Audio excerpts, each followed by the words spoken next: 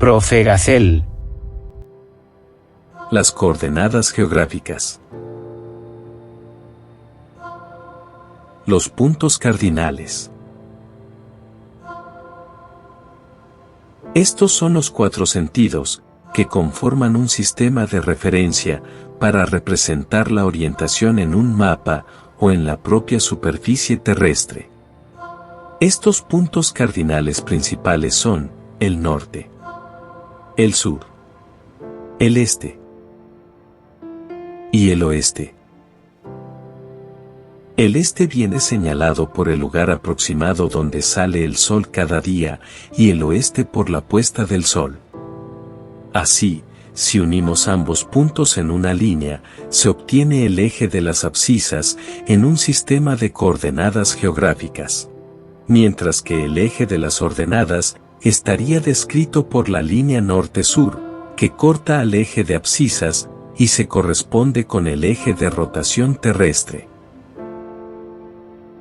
Esta composición genera 4 ángulos de 90 grados, que a su vez se dividen, generando noroeste, sudoeste, nordeste y sudeste.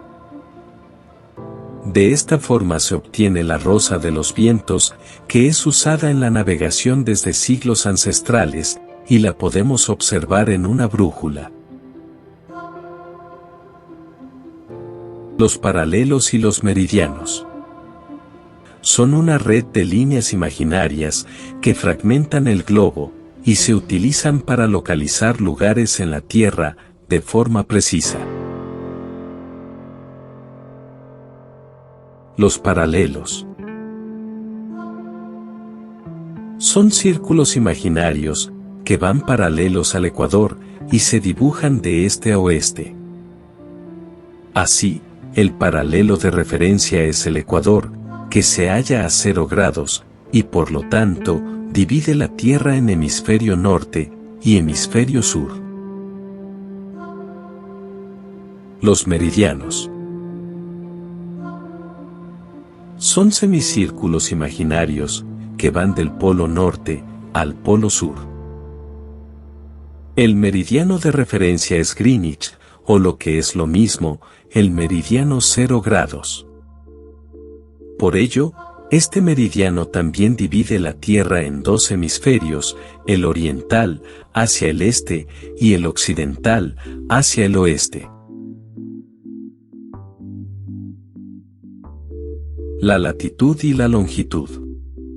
Se utilizan para localizar puntos sobre la superficie de la Tierra, y por lo tanto, establecen las coordenadas geográficas.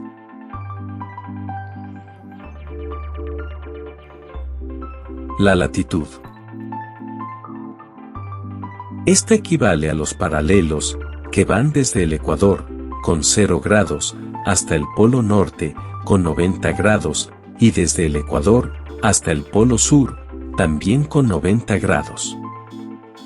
Por lo tanto, la latitud tiene una parte con grados al norte, y otra parte con grados al sur.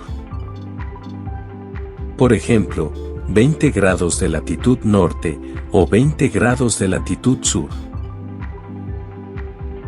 La longitud. Esta equivale a los meridianos, que van desde Greenwich, con 0 grados, hasta el meridiano de 180 grados, tanto a la izquierda, que corresponde con el oeste, como a la derecha, que corresponde con el este. Por ejemplo, 20 grados de longitud oeste, o 20 grados de longitud este.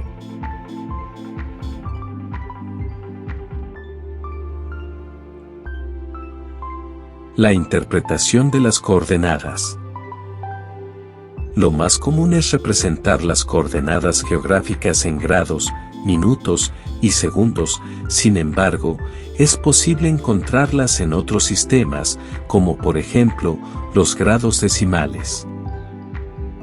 Para leer correctamente unas coordenadas, que estén en grados, es preciso empezar siempre por el dato de la latitud, que equivale a los paralelos, y después, dar el dato de la longitud, que equivale a los meridianos.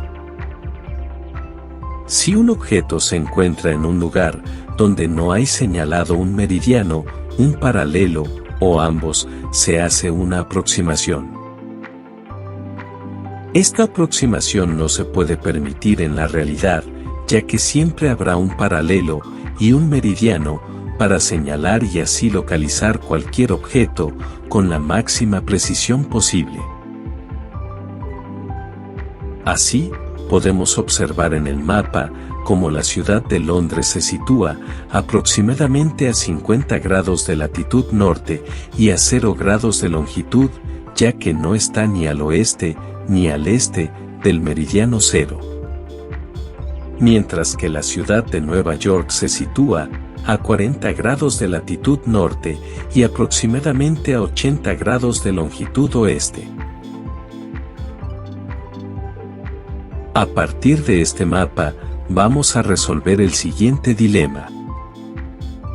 Si observas, hay un barco perdido, que está situado en el hemisferio norte, y sus coordenadas aproximadas son 10 grados de latitud norte y 60 de longitud este.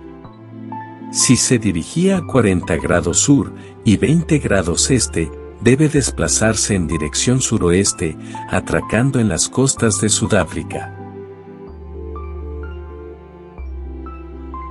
Sin embargo, el avión de rescate también está en el hemisferio norte y sus coordenadas aproximadas son 40 grados norte y 10 grados oeste.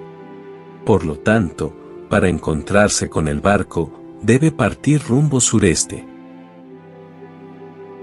Ahora, usando esta nueva disposición en el mapa, ¿serías capaz de resolver el dilema expuesto en la descripción del vídeo?